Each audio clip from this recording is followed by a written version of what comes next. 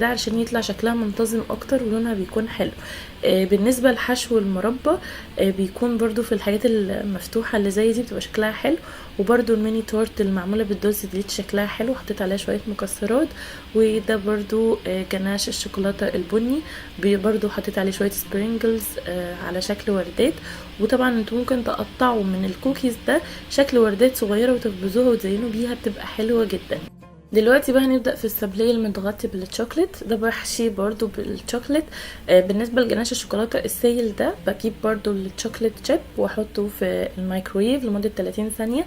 بيكون عليه معلقة كبيرة من الزيت و3 معالق كبار من الحليب واخلطهم مع بعض فبيديني القوام السايب ده. بحشيه بالشوكولاتة وبعدين بغطيه تغطية كاملة بالشوكليت زي ما انتم شايفين كده.